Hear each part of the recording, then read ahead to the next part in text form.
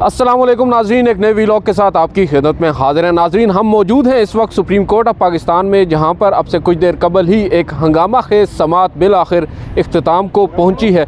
आज chief justice of Pakistan की सरबराही में फुल कोर्ट एक मरतबा फिर बैठा, तमाम जजेस सर जोड़ कर बैठे और इरादा आज जजेस का यही था कि आज इस केस को कंक्लूड किया जाएगा।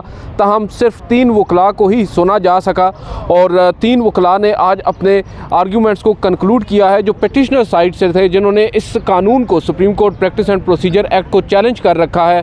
सबसे पहले इकराम चौधरी, जो कि नियाज़ुल्लाह नियाज़ी साहब के वकील हैं, उन्होंने अपने आर्ग्यूमेंट्स दिए। उसके बाद हसन इरफान साहब ने आर्ग्यूमेंट किए, वो भी एक पिटिशनर की जानिब से आए थे। उसके बाद उज़ैर भंडारी, जो पाकिस्तान तहरीक इंसाफ को रिप्रेजेंट कर रहे थे, उन्होंने अपने आर्ग्यूमेंट्स इन लेंथ दिए। उनकी समात के उनके आर्ग्यूमेंट्स के दौरान एक वक्फ़ा भी हुआ और उस वक्फ़े के बाद भी उन्होंने काफ़ी ज़ोर शोर से अपने आर्ग्यूमेंट्स दिए और इतने उम्दा आज उनके आर्ग्यूमेंट्स थे कि चीफ जस्टिस काजी फ़ायज़ ईसा गो के उनकी दलील से इत्तेफाक नहीं कर रहे थे, मगर उनकी वकालत से आज वो काफ़ी ज़्यादा इम्प्रेस नज़र आए। उन्होंने उनकी तारीफ़ भी की और कहा, इस बात को एक्नॉलेज किया कि वाहिद वो वकील आज पेश हुए हैं जिन्होंने तैयारी के साथ अपने आर्ग्यूमेंट्स दिए हैं। मेरे साथ मौजूद हैं सीनियर जर्नलिस्ट सोहेल रशीद साहब, जो कि तमाम तर समात में कमरा अदालत के अंदर ही मौजूद थे और इन्होंने भी आज की समात को देखा, ऑब्ज़र्व किया और कई ऐसी चीज़ें भी हमने ऑब्ज़र्व की जो शायद टीवी स्क्रीन्स पर भी नहीं दिखाई गई। उनसे मुतालिक आपको बताएंगे। सोहेल रशीद साहब, सबसे पहले तो बताइएगा, आज की जो प्रोसीडिंग है आपकी नज़र में इसका आज की प्रोसीडिंग का क्रक्स क्या था? बहुत शुक्रिया आदिल साहब। आज की प्रोसीडिंग का जो क्रक्स है उसको हम अगर सम अप करें तो 2 सवालात थे बुनियादी तौर पर, जिन पर 7 घंटे की तवील बहस सुप्रीम कोर्ट के अंदर हुई है और इसमें पेशरफ्त हम कहेंगे पिछली समात में और आज की में क्या हुई है।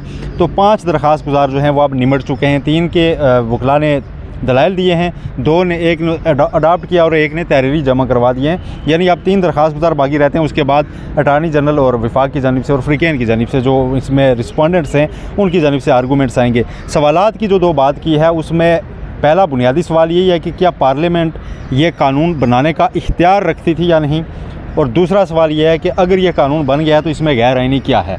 ये 2 सवालात हैं जो सारे वकला से बारी बारी पूछे गए, लेकिन कोर्ट कुछ बहुत ज़्यादा, अगरचे आपने जैसे कहा दलाइल की तारीफ़ ज़रूर हुई, लेकिन इन 2 सवालात पर कन्विंस जो है ना, वो दोनों तरह के जजेस जो है ना, वो उस तरह से नहीं नज़र आए कि वकला की तरफ से आज भी बरकरार है और तजाद जो है बाकायदा तौर पर हमें नज़र आ रहा है जजेस की आरा में, और नज़र आ रहा है कि पुख्तगी है सर।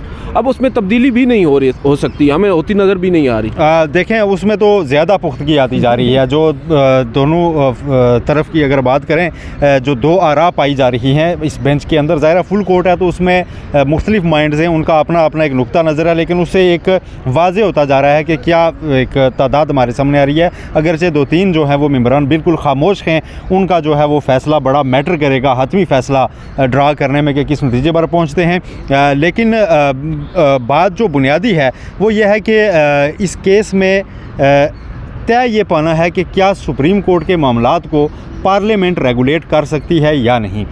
जो चीफ जस्टिस हैं उनका और उनके जो मौक़िफ़ के कुछ हामी दीगर बेंच के मेंबरान हैं, उनकी जानिब से सिर्फ ये दलील फोकस की जा रही है कि जी कानून तो अच्छा है ना, आप सिर्फ ये कह रहे हैं कि पार्लियामेंट ने क्यों बना दिया, तो कानून तो अच्छा है।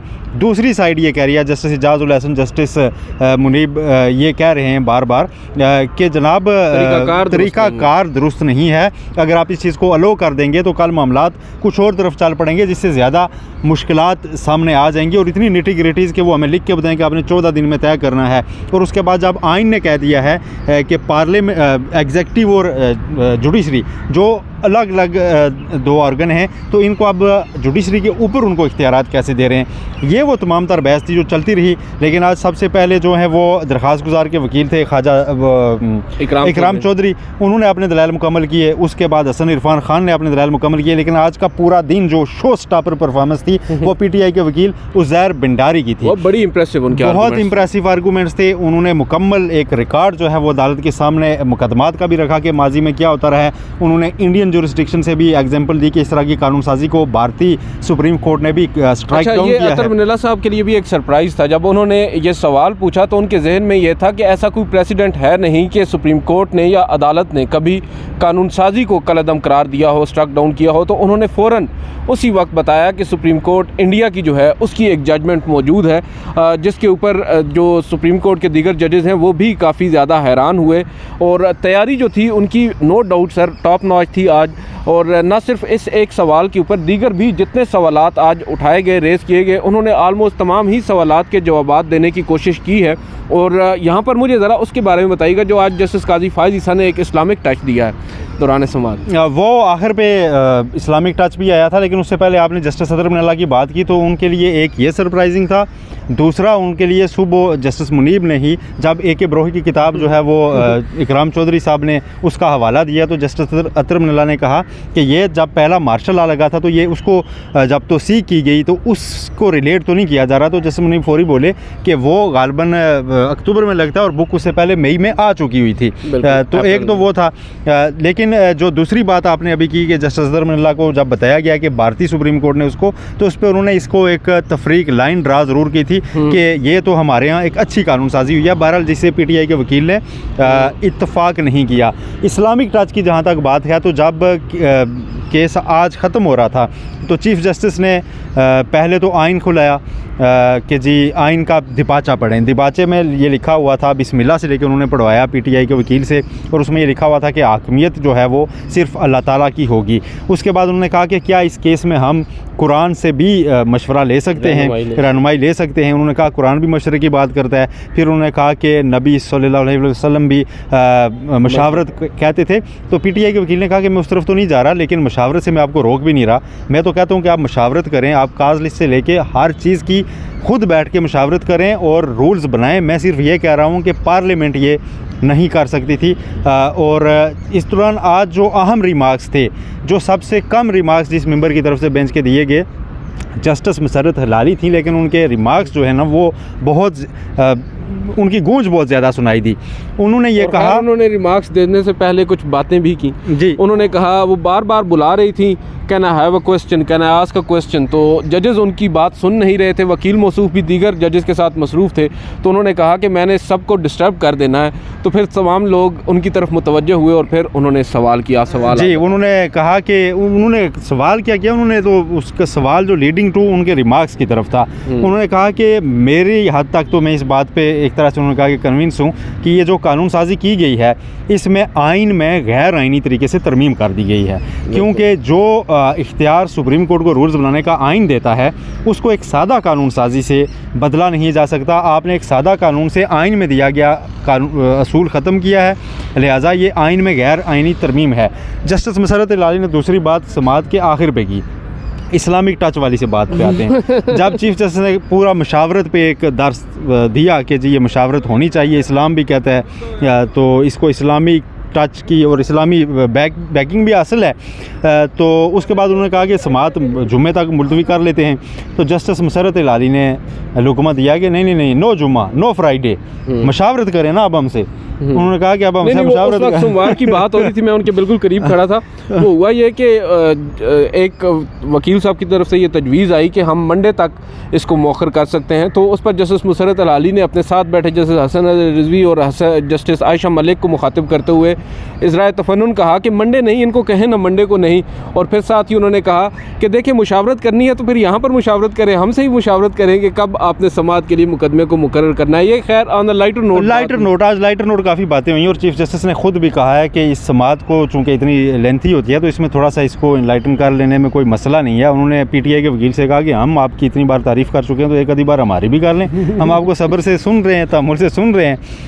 तो इस तरह की गुफ्तगू भी इस दौरान होती रही, लेकिन जो असल मुद्दा था वो वहीं का वहीं है कि पार्लियामेंट के पास ये कानून बनाने का इख्तियार था भी नहीं, और ये था या नहीं, क्योंकि इसमें जो चीज़ जो है ना वो देखी जा रही है कि आर्टिकल 191 जो रूल्स बनाने का कहता है सुप्रीम कोर्ट को, उसमें लिखा हुआ है कि वो subject to constitution and law होंगे। इस लॉ के लफ्ज़ के ऊपर सारी बहस हो रही है, जो शायद लाइव ब्रॉडकास्ट होते लोगों को समझ उस तरह से ना आ रही हो, या इस लॉ के वर्ड के ऊपर बात हो रही है कि ये कौन सा कानून जो पहले से मौजूद है उस कानून को देख के रूल्स बनाने, या नया कानून भी पार्लियामेंट बना के दे सकती है कि जनाब इसके मुताबिक अब आप रूल्स बना लें। तो इसमें जो है ना डिफ्रेंशिएट कर रहे हैं। कुछ मेंबरान ये कह रहे हैं कि पहले से मौजूद कानून की बात हो रही है, कुछ कह रहे हैं नहीं, ये लॉ का वर्ड इनेबल कर रहा है पार्लियामेंट को फर्दर लेजिस्लेशन के लिए, तो ये लेजिस्लेशन हो सकती है।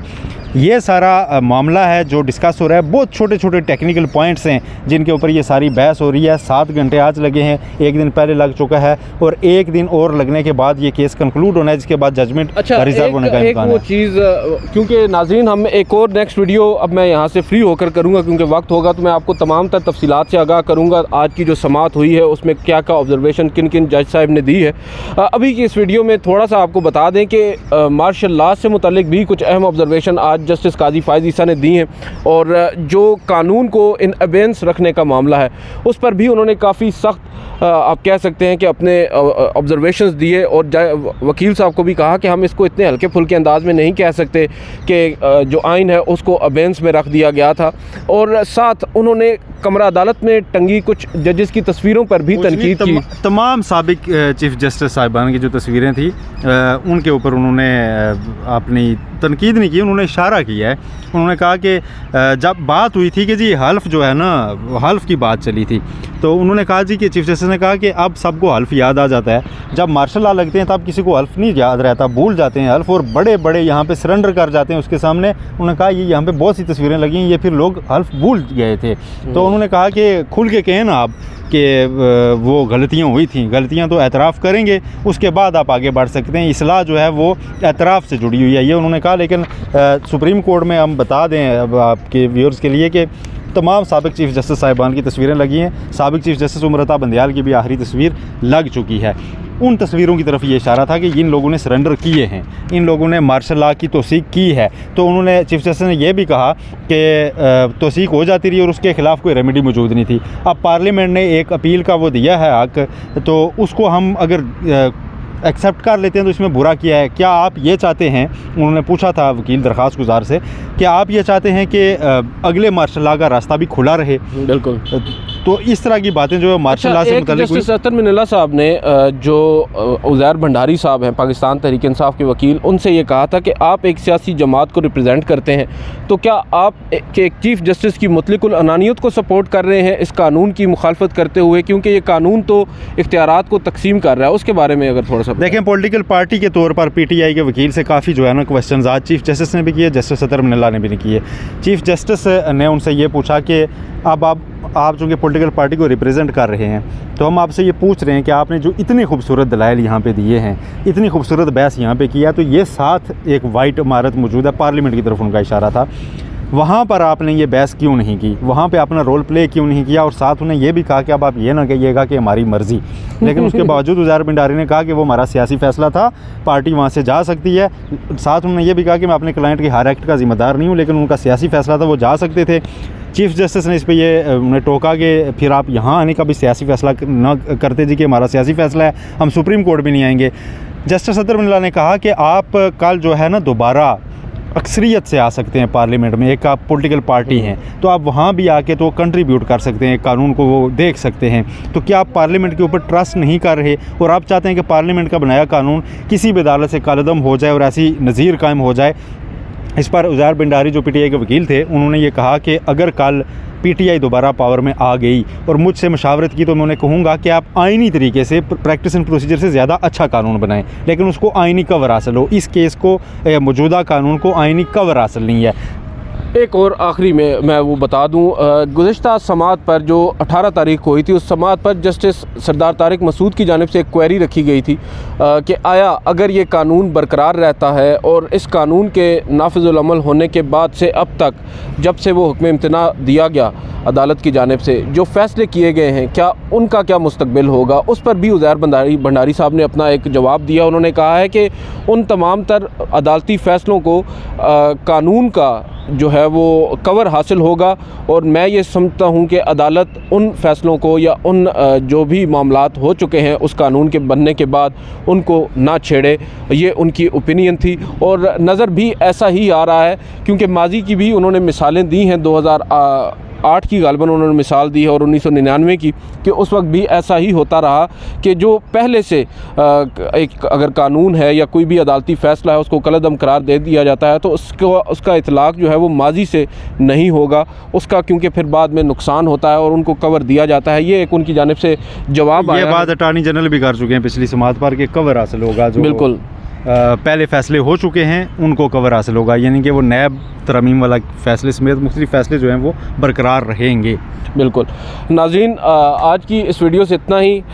इजाज़त दीजिए, आपसे अब नेक्स्ट वीडियो मुलाकात करेंगे और आपको बताएंगे इस आज की जो समात हुई है, जो तकरीबन 7.5 घंटे तक मेरे ख्याल है 7.5 घंटे तक चली। बिल्कुल, काफ़ी तवील समाती, 2 वक्फे हुए हैं, एक आधे घंटे का और एक तकरीबन 45 मिनट का, और तमाम तर तफसीलात से मुतालिक आपको आगाह करेंगे और जो जजेस की ऑब्जर्वेशंस हैं एक एक करके वो भी आपको बताएंगे।